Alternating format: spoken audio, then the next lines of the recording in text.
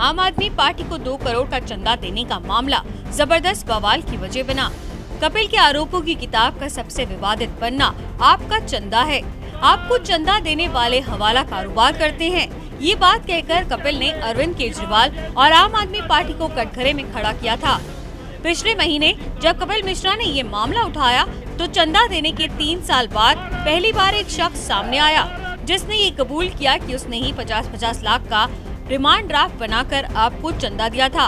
North east Delhi के गंग विहार इलाके के रहने वाले मुकेश शर्मा ने कबूल किया कि उन्होंने ही अप्रैल 2014 में चंदा दिया था।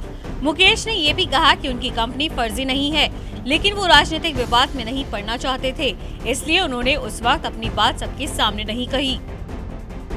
से चंदा दिया है, हमने कभी ये जाकर भी नहीं देखा पार्टी क्या कर रही है क्या नहीं कर रही है, क्योंकि हमें तो ये था कि भाई एक ईमानदार आदमी खड़ा हो रहा है। जब पूरा जनसंख्या अन्ना हजारे जैसे जब साथ में है तभी हमारा मन बना कि चलो भाई कुछ करते हैं। कि ये मंत्री पद पे थे, जब ये मंत्री पद पे थे तब इन्होंने विवाद क्यों नहीं उठाया, या 2 साल पहले जब ये विवाद उठाता इन्हें जब भी खड़ा होना चाहिए था कि भाई ये लोग फर्जी हैं या गलत काम करते हैं या केजरीवाल जी गलत है, तो इनको उठना चाहिए था। उस समय नहीं उठे तो अब 2-2.5 साल बाद मुद्दा किस बात का है कि भाई तुम्हें ऐसी कोई परेशानी है तो आपस में लड़ो ना, दूसरे आदमी को हैरेसमेंट करा रहे हो।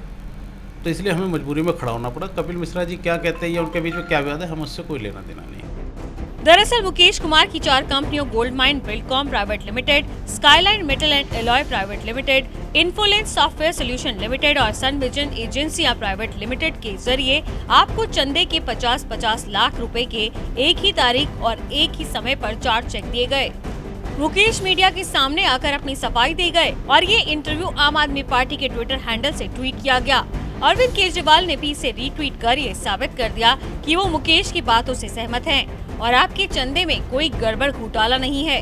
लेकिन मुकेश और उनकी 4 कंपनियां लगातार ईडी और इनकम टैक्स डिपार्टमेंट के निशाने पर रही। इसे लेकर मुकेश कुमार को नोटिस भी जारी किया गया। अब मुकेश कुमार पर शिकंजा और कसता नजर आ रहा है। मुकेश कुमार को हिरासत में लिए जाना कपिल मिश्रा के आरोपों पर मुहर लगाता नजर आ रहा है और सवाल ये भी उठ रहा है कि आपके चंदे का क्या वाकई हवाला से कनेक्शन है।